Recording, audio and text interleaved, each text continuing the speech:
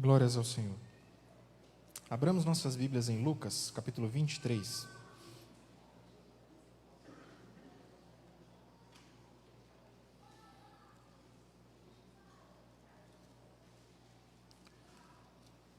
Lucas 23, os versos 39 a 43. Lucas, Evangelho de Lucas, capítulo 23, 39 a 43.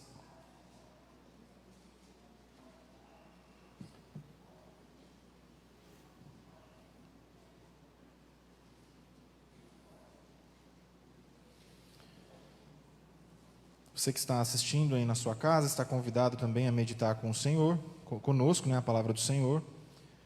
Eu peço, meus irmãos, que nós façamos essa leitura e ao final você não feche a sua Bíblia. Mantenha a sua Bíblia aberta para você conferir se aquilo que eu falo de fato está escrito. Então eu farei a leitura do capítulo 23 de Lucas a partir do verso 39. Diz assim a palavra do nosso Deus. Um dos malfeitores crucificados blasfemava contra ele, dizendo: Não és tu o Cristo? Salva-te a ti mesmo e a nós também. Respondendo-lhe, porém, o outro, repreendeu-o, dizendo: Nem ao menos temes a Deus, estando sob igual sentença? Nós, na verdade, com justiça, porque recebemos o castigo que os nossos atos merecem. Mas este homem nenhum mal fez. E acrescentou: Jesus, lembra-te de mim quando vieres no teu reino. Jesus lhe respondeu: Em verdade te digo que hoje estarás comigo no paraíso. Vamos orar mais uma vez? Mantenha a sua Bíblia aberta. Ó Deus, obrigado pela sua palavra. Obrigado, ó Deus, porque sabemos que o Senhor fala conosco através dela, o Senhor se revela a nós através da sua palavra e tão exclusivamente, ó Deus, através da sua palavra. Que o Senhor, ó Pai, tenha misericórdia do seu povo, tenha misericórdia de mim. Deus, para que possamos aprender a descansar no Senhor, para que possamos, ó Pai, viver de maneira que glorifique a Ti. Nos capacite, ó Deus, nessa noite para compreendermos a Sua palavra. Essa é a nossa oração em nome de Jesus. Amém. Irmãos, com qual ladrão você vai passar a eternidade? Essa é uma pergunta que eu dou como título a esse meu sermão. E ela foge talvez aí todas as regras homiléticas, que a gente aprende aí no seminário. Com qual ladrão você vai passar a eternidade? Olhando para esse relato. Pense um pouquinho. É uma pergunta bem forte, Talvez você já parou para pensar sobre isso. Vai ser com um deles. Com algum você vai passar. Você vai conhecer um deles um dia. Nós temos vivido tempos difíceis no Brasil. Não só no Brasil, mas no mundo. Um vírus invisível, minúsculo, mas mortal, tem ceifado aí a vida de muitas pessoas. E parece que toda vez que as coisas começam a se ajeitar, aparece outro escândalo, outro problema, e cada vez mais as coisas estão caminhando para uma tragédia ainda maior. Vocês já pararam para perceber isso? Até pouco tempo atrás a gente lutava com tantos outros problemas, Aí parece que o negócio ia começar a funcionar, de repente, coronavírus, e aí a tragédia começa, e 2020 praticamente foi um ano perdido, para muita gente. Quando nós pensamos em tudo isso que está acontecendo, nós começamos também a observar que algumas pessoas, talvez algumas pessoas que estão aqui essa noite, talvez algumas pessoas que me assistem nas redes sociais, mesmo observando tudo isso, mesmo vendo que as coisas parecem caminhar para uma tragédia ainda maior, elas parecem não se tocar, não fazem nenhuma análise quanto às suas vidas, quanto à maneira que estão vivendo, elas se recusam a avaliar a sua vida e ver qual o desfecho dessa história. Alguma coisa muito parecida estava acontecendo aqui. Dois malfeitores, Os outros evangelhos chamam de ladrões, mas dois malfeitores estavam na cruz juntamente com Cristo. Para nós entendermos aqui um pouquinho o que estava acontecendo, você já deve ter lido essa história na Escritura, mas Jesus já havia sido preso, já havia sido julgado e condenado à morte. E a essa altura ele já estava crucificado. Os judeus, o povo a quem Cristo veio primeiramente, foram os que mais insistiram. Eles queriam a todo custo ver Cristo crucificado. E eles então acusavam a Cristo de várias coisas. Se você olhar na sua Bíblia, o verso 2 do capítulo 23, diz que os judeus acusavam a Jesus de perverter a nação. Para aquele povo, as pessoas que estavam condenando a Jesus, ele estava pervertendo a nação. Estava negando de pagar tributos a César. E ainda estava afirmando ser o Cristo, o Rei. Estava sendo acusado disso. O verso 5, o povo acusava Jesus de alvoroçar o povo, de fazer bagunça na cidade e ensinar que a multidão fizesse o mesmo. Ele estava sendo acusado de ser um baderneiro, um bagunceiro. O verso 10 do capítulo 23 diz que os principais sacerdotes e os escribas acusavam ele com veemência, com muita severidade. Jesus estava sendo acusado dessas afirmações, de ser um bagunceiro, de ensinar as pessoas a também fazer bagunça, de negar pagamentos de tributo a César. Ele estava afirmando ser Cristo. Tanto Pilatos quanto Herodes participaram do julgamento, encontraram Jesus receberam Jesus para fazer um julgamento, mas nem Pilatos nem Herodes encontraram motivos para matá-lo, talvez só para puni-lo. O verso 18 diz que ainda assim, aquela multidão preferiu a soltura de Barrabás, que era um homem orgulhoso e assassino, do que a soltura de Jesus. O verso 21 diz que cada vez mais o povo gritava pedindo a crucificação de Jesus, o castigo mais severo de todos. Mesmo Pilatos e Herodes não encontrando nele crime algum, o povo queria que ele cumprisse com a pior pena. E no verso 23, mais uma vez, eles insistiam e gritavam: crucifica-o. Os versos então 24 a 25 mostram que Pilatos atendeu o pedido da multidão, soltou Barrabás e entregou Jesus para ser crucificado. Quando é chegado então ao Calvário, crucificam a Jesus com esses dois ladrões, esses dois malfeitores, e de maneira muito irônica, colocam então sob uma epígrafe, em cima da cruz de Cristo: este é o Rei dos Judeus. De maneira muito irônica. Isaías capítulo 53, verso 12, diz que Jesus foi contado com os transgressores. Ele profetizou que Jesus seria contado com os transgressores. E Marcos capítulo 15, verso 28, diz que Cristo foi crucificado junto com esses malfeitores para que se cumprisse a Escritura. Então, aqui quando nós lemos esse texto, nós vemos o cumprimento de uma profecia. Cristo, o servo justo, sendo crucificado. Se você quiser olhar depois, com tempo, na sua casa, os textos paralelos, que também narram essa história, somente o livro de Lucas é que fala com detalhes dos malfeitores e o que aconteceu na cruz. Mas sobre a crucificação, se você ler Mateus 27, 44 e Marcos 15, 32, você irá perceber que os dois ladrões, os dois personagens, juntamente com os soldados romanos, zombavam e blasfemavam de Cristo. Mas alguma coisa, em determinado momento, aconteceu. A aparência era de que Jesus estava derrotado na cruz. Mas ainda assim, preso naquela cruz, ele demonstra o senhorio e como ele está no governo de todas as coisas. Nesse texto que nós lemos, nós podemos observar algumas atitudes que demonstram onde nós passaremos a nossa eternidade. E mais uma vez eu pergunto: com qual desses ladrões você irá passar a eternidade? Acompanhe comigo. As primeiras atitudes que nós observamos nessa cena encontram-se no verso 39. E é uma atitude de blasfêmia e incredulidade. Olha o que o primeiro ladrão diz: um dos malfeitores crucificados blasfemava contra ele, dizendo: não és tu o Cristo? Salva-te a ti mesmo e a nós também.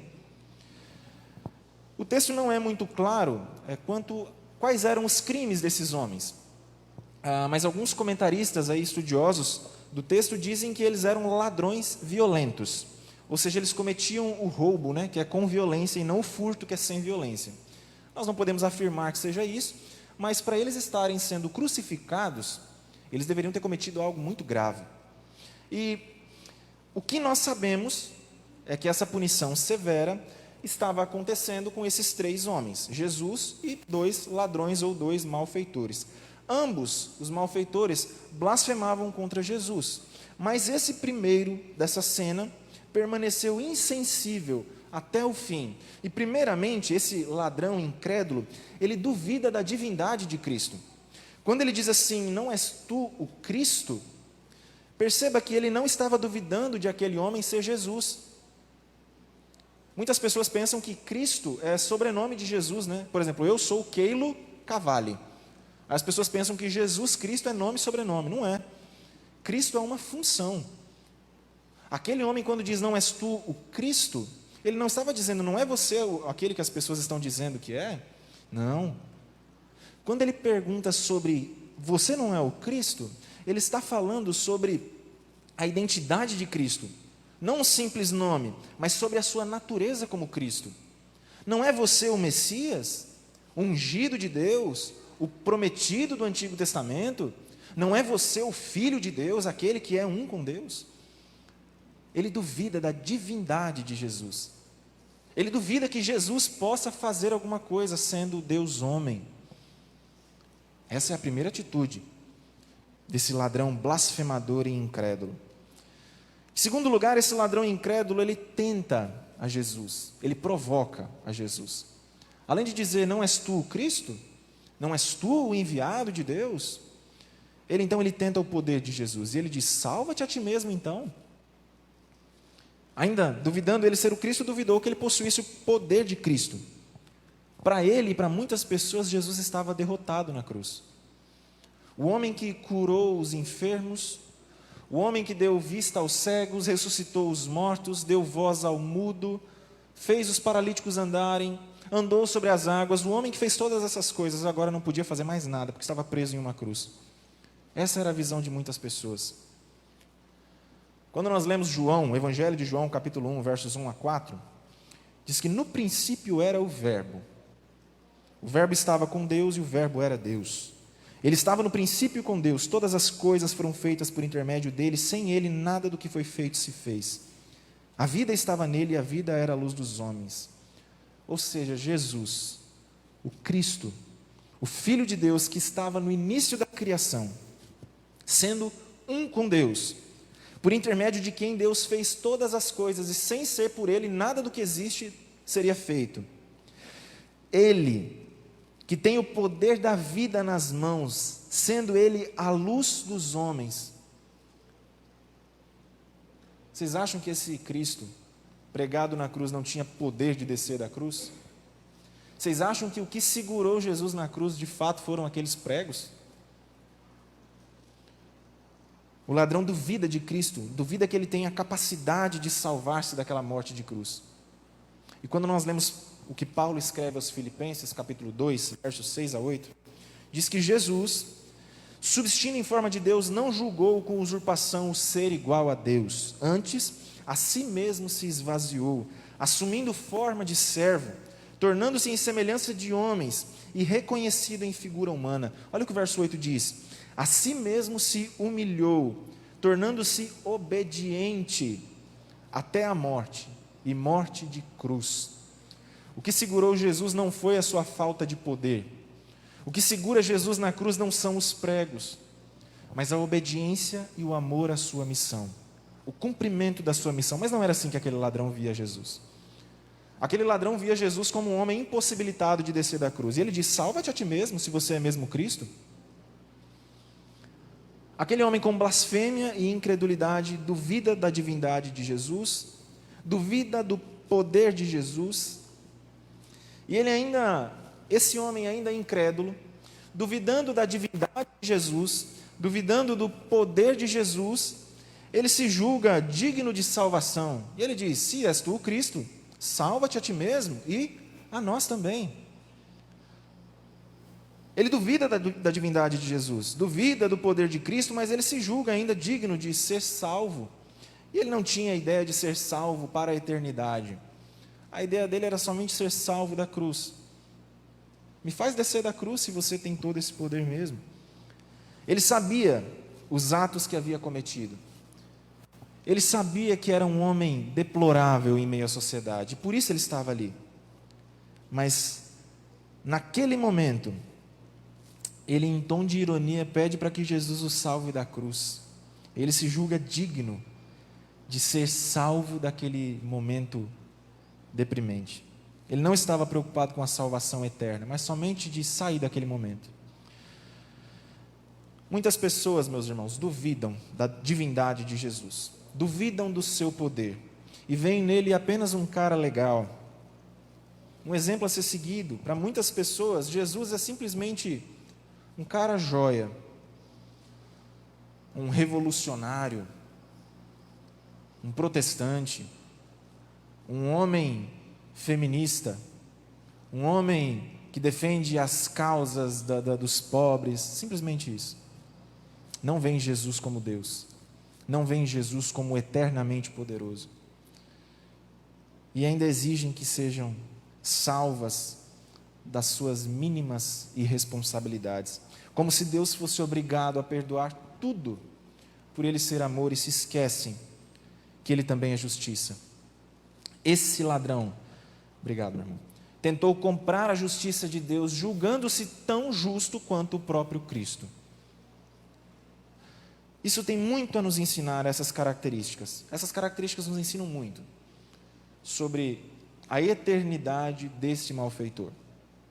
Contudo, nós estamos aqui pensando sobre as atitudes que demonstram onde nós passaremos a nossa eternidade.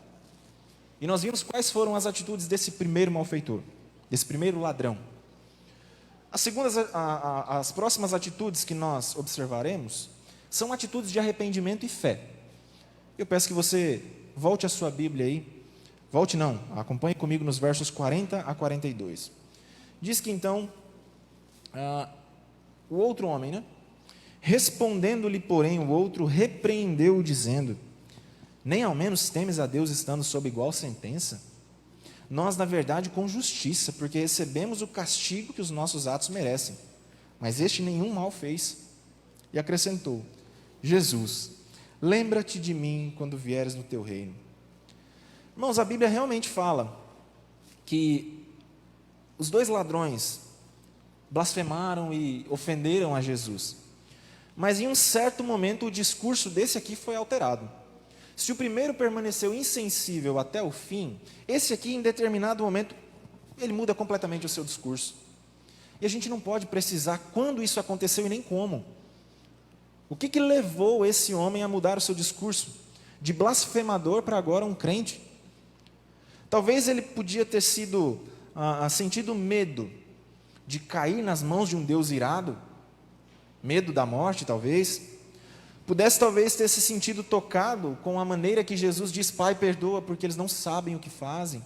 Talvez ele percebesse a maneira como Jesus lidava com a situação e se sentido tocado. Várias coisas podem ter feito esse homem ter mudado a sua opinião sobre Jesus. Nós não podemos dizer o que aconteceu. O que nós podemos afirmar com toda a clareza é que o Espírito Santo do Senhor agiu ali. E naquele momento regenerou aquele homem. Ele teve a mesma oportunidade que o outro, mas em determinado momento ele recebeu a fé. Naquele momento, ele foi batizado com o Espírito Santo. E aqui nós temos uma lição de que o batismo com o Espírito Santo não é algo de fora para dentro, algo que faz com que as pessoas orem em línguas estranhas, que caiam no chão e que rodopiem. Não há nada disso. A demonstração desse homem prova que ele foi batizado com o Espírito Santo em o que aconteceu de dentro para fora. E agora ele age com arrependimento e fé. E as suas atitudes são assim. Essa é a prova cabal de uma pessoa que é batizada com o Espírito Santo. Ela se arrepende e ela tem fé. Ela não precisa de um ritual exterior. Não. E esse homem, ele demonstra exatamente isso. Nós percebemos então que ele de fato foi regenerado, foi batizado com o Espírito Santo e agiu de maneira arrependida e com fé. A primeira coisa que o ladrão faz, esse segundo ladrão, ele repreende o erro. O verso 40 diz: respondendo-lhe, porém, o outro repreendeu, dizendo: nem ao menos teme a Deus, estando sob igual sentença? Numa situação crítica como aquela, ele pergunta para o seu companheiro: cara, nem medo de Deus você sente? Nem medo. Mesmo você estando numa situação como essa, nem medo de Deus você sente? Meus irmãos, muitas pessoas pensam que a pregação do Evangelho está baseada única e exclusivamente em falar do amor de Deus e se esquecem que a justiça também é um atributo de Deus e que falar da justiça de Deus também é anúncio do Evangelho. A primeira atitude desse homem, após a sua conversão, foi denunciar o erro do seu companheiro. O Evangelho é uma faca de dois gumes. É tanto salvação para aquele que crê, quanto é condenação para aquele que não crê. E esse homem repreende o erro do seu companheiro.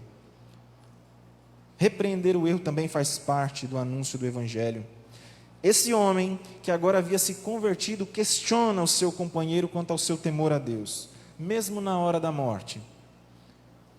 Ele não reconhece quem ele é, não reconhece o que ele faz. Nós temos vivido tempos assim, visto coisas assim. Pessoas que estão à beira da morte, pessoas que estão correndo risco de vida e não reconhecem as suas faltas, não reconhecem os seus pecados. Meus irmãos, tomemos cuidado. A segunda atitude desse homem é que talvez aí você possa pensar: mas ele já começou acusando. Acontece que o verso 41, a primeira parte do verso, diz que esse ladrão arrependido confessou também o próprio pecado.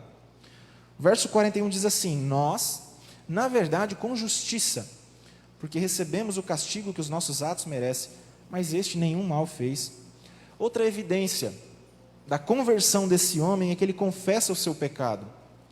Repreender o erro do outro é uma característica dos salvos, dos regenerados. É sim, mas confessar o meu próprio erro, abandonar o meu próprio pecado, também é uma característica que demonstra que eu de fato fui regenerado. Perceba, quando ele diz ao seu companheiro, ele não diz você, na verdade, com justiça, mas ele diz nós.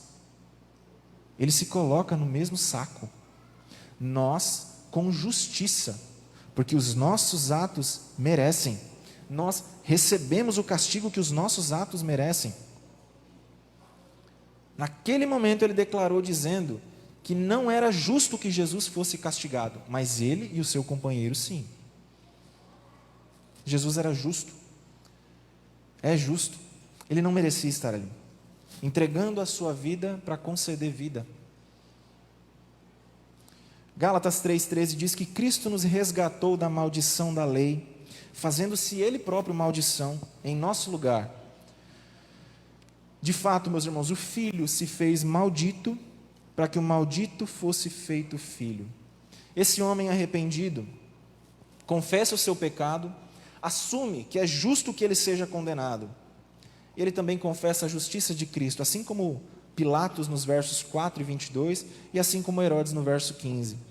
A diferença é que ele não simplesmente confessa que Jesus é justo, mas ele diz que Cristo é justo, ele não. Jesus é o justo, não eu, não nós. Acima de qualquer coisa, Jesus é justo, não nós. Uma terceira atitude desse ladrão arrependido é que ele clamou a misericórdia do Senhor. E nós vemos isso no verso 42.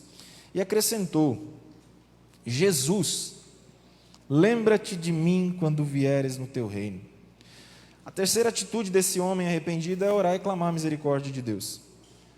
Um teólogo, Adam Clarke, diz que é digno de nota que esse homem parece ter sido o primeiro que acreditou na intercessão de Cristo. Hoje nós cremos que quem intercede por nós é o próprio Cristo, né? Ele está à direita de Deus, o Pai, intercedendo em favor do seu povo. Mas esse homem aqui foi o primeiro a crer que Jesus, e somente Jesus, poderia interceder por nós. Ele se dirige agora àquele a quem ele havia rendido o seu coração, o seu Salvador, o seu intercessor. Muito provavelmente esse homem já tinha ouvido alguma pregação de Jesus, já tinha ouvido alguma coisa sobre Jesus, senão não faria sentido ele pedir isso a Jesus. Mas o que ele provavelmente estava pedindo era para que Jesus se lembrasse dele em um tempo escatológico. O que eu quero dizer com isso? Provavelmente ele estava pedindo para que Jesus se lembrasse dele quando ele voltasse, no final dos tempos, quando ele viesse em glória, junto com os seus anjos. Muito provavelmente ele tenha ouvido Mateus 16, 27, que diz: porque o Filho do Homem há de vir na glória do seu Pai com os seus anjos, e então retribuirá a cada um conforme as suas obras. Talvez ele tenha ouvido Mateus 24, 30, então aparecerá no céu um sinal do Filho do Homem. Todos os povos da terra se lamentarão e verão o Filho do Homem vindo sobre as nuvens do céu com poder e muita glória. Talvez era sobre isso que ele estava falando. Jesus, quando o Senhor voltar em muita glória, junto com os seus anjos, lembre-se de mim. Ele não pede um lugar de honra. Ele não pede para ser salvo da cruz como o seu companheiro. Ele não pede que os soldados romanos sejam mortos. Em nenhum momento ele pede uma recompensa terrena pelo seu arrependimento. Em nenhum momento ele decreta a bênção. Em nenhum momento ele ordena a salvação. Em nenhum momento ele pede coisa assim. Ele reconhece que ele era digno de estar na cruz, não no céu. Ele sabia que ele não era nem digno de entrar no céu. Por isso ele pede: Senhor, lembra-te de mim. Apenas lembre-se de mim. Mas ele se entrega completamente à graça de Cristo, seu Salvador, pedindo: Cristo, lembre-se de mim. Irmãos, muitas pessoas, ao professarem a fé, ou como dizem, ao aceitarem a Jesus, passam a exigir e decretar bênçãos materiais, buscam honra, poder, saúde, e querem tudo de Deus. Eu não aceito essa condição, eu determino que isso aconteça, eu decreto a bênção. Esse homem, de maneira muito diferente, ele pede apenas que fosse lembrado, porque ele sabia que ele não era digno de nada vindo de Cristo.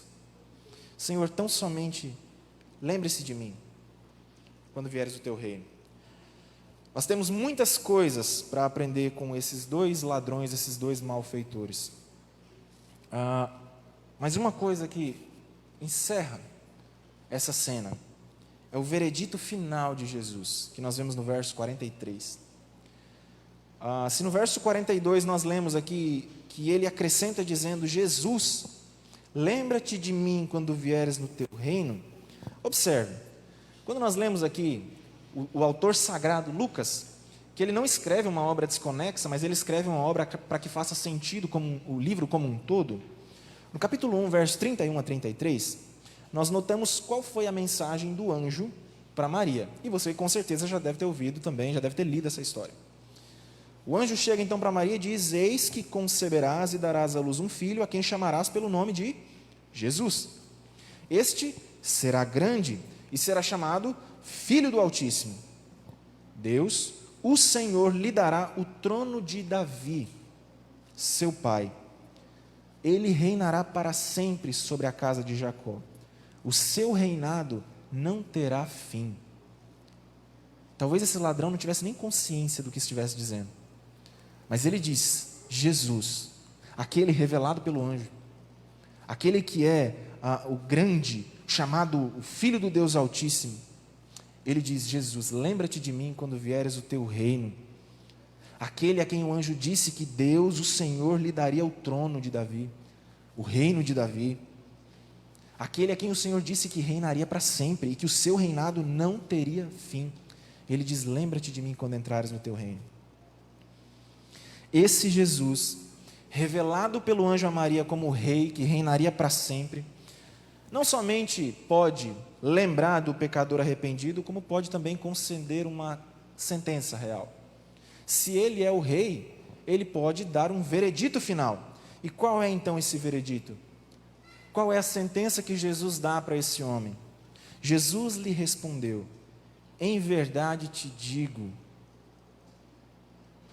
hoje estarás comigo no paraíso.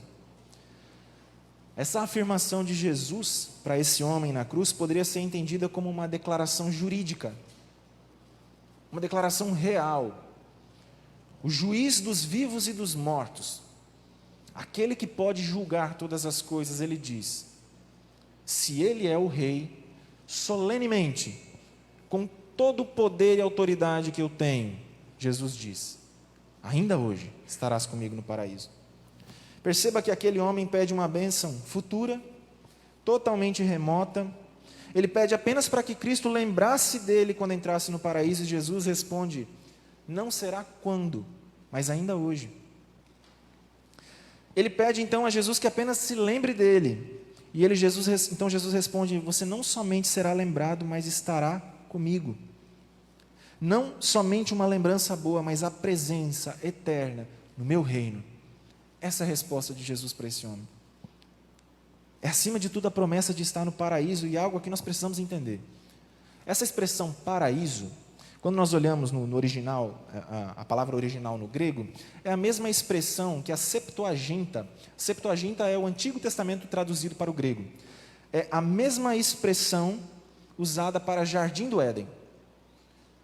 E quando nós lembramos aí de jardim, o jardim que estava no Éden, nós vemos que era um lugar de comunhão com Deus, um lugar onde Deus habitava com o povo, um lugar sem pecado, um lugar de alegria, e é exatamente isso que está significando. Jesus está sugerindo uma restauração da intimidade com aquele homem, comunhão pessoal com Deus, que existia no Éden, agora no paraíso.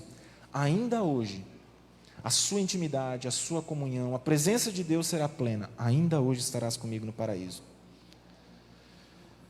Irmãos, como nós falamos, muitos pensavam que Cristo, o fato de Cristo estar preso na cruz, mostrava a sua derrota, mostrava que não podia mais fazer nada, mas nada.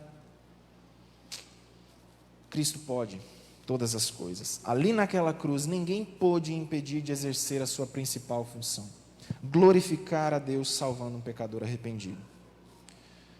Nós olhamos aqui duas atitudes distintas, completamente excludentes. Uma atitude de rebeldia, de blasfêmia, de incredulidade, e um segundo personagem com atitude de arrependimento e fé. Onde nós passaremos a nossa eternidade?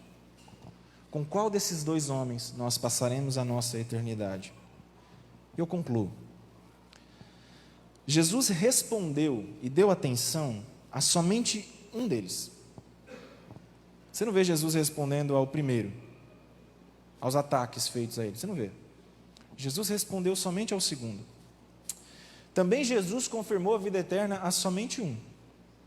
E aqui o Riley diz uma frase muito interessante. Eu peço que você preste atenção.